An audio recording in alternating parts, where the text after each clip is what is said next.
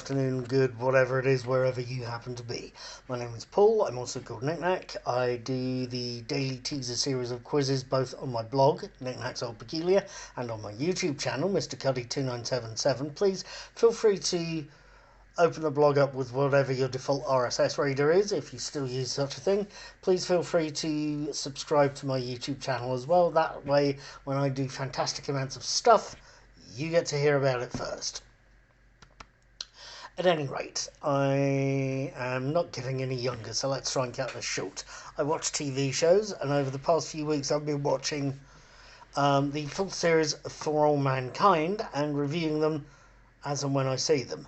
Tonight is the 24th of December, it's Christmas Eve, and I caught episode 7 last night called Crossing the Line.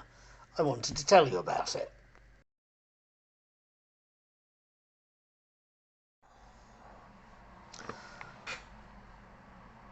Here's what I thought, part 2, the summary.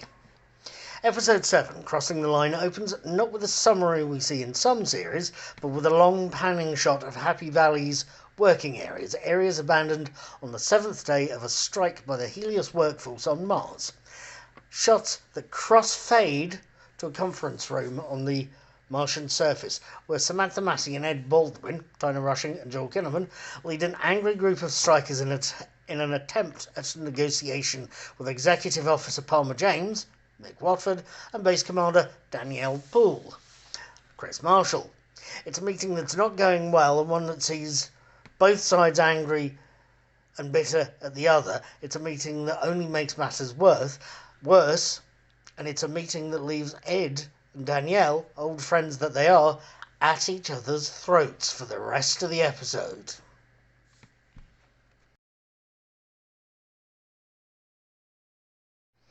Right, what did I make of Crossing the Line? What did I make of this 7th episode? What stood out to me? First things first, standout performance, or a noticeable performance from where I'm sitting, was... I can't actually remember seeing Mick Watford, who plays Palmer James, the XO, in anything other than For All Mankind Series 4. He does a very competent job as Palmer James, as the XO, and as the man who leads the strike breakers in this episode. He does a very good job, but I can just see him as the put-upon town sheriff in any 3 westerns you care to name. You know the one. He'll breathe a sigh of relief when the hero turns up while saying, "Thank heavens you've got here, Marshal." And that's after single-handedly keeping order in an old-fashioned western frontier town with a hammer and a bucket of suds, even if it's a frontier town on Mars rather than one in the Arizona desert. He's a wonderful thing to watch. He really is quite something. He's very all-American hero, square-jawed and broad-shouldered, and he's almost a pastiche, but he's a very watchable, very realistic pastiche. He's great. Next up, the title seems very, very apposite. Not only do we see the episode opening with a crossed picket line, admittedly going through a tunnel there. I hate scenes like that. I'm claustrophobic mildly.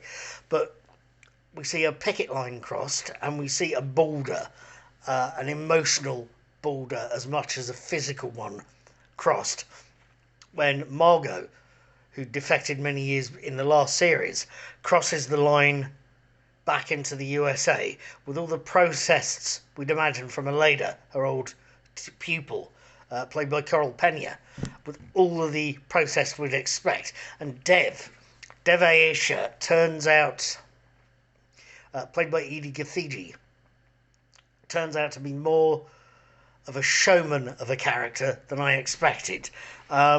Not only was his big strike-breaking speech to Helios workers on Mars one hell of a thing to watch, he lays a line of salt in front of himself and says, right, if you agree to my terms, cross this line.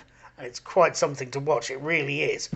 Not only was that speech quite something to watch, but his last line of the episode to Ed Baldwin, Joel Kinnaman. His "Do you want me to help? Do you want to help me steal an asteroid?" That had a hell of a lot of depth, a hell of a lot of height, a lot of daring, a lot of audacity, a lot of meat to it, a lot of sheer cheek. And it was something that reminded me of an old line of Steve Jobs. Go look up Steve Jobs and Sugarwater, or Sugarwater John Scully. You'll see that what Jobs was said to have said to John Scully when he hired him to Apple. It's quite something to watch. It really is. It reminded me once again that no, they have not based this character on Elon Musk or Mark Zuckerberg. No, they've based it specifically on Steve Jobs. It's a TV series for Apple. Who else are they going to base it on? But it's a riveting watch. And I am going to be back next week to watch the next episode, because I want to see what Deva Asia gets up to.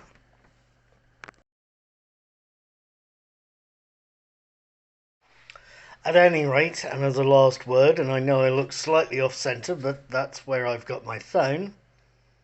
Hey ho. At any rate, with all of that lot said, I will be watching Legacy, the 8th episode of For All Mankind's 4th series, on the 30th of December 2023, and I will be putting up my written and video reviews on the 31st of December, on New Year's Eve. Before then, I am going to be watching The Church on Ruby Road, the 2023 Doctor Who Christmas special. That's tomorrow, on the 25th.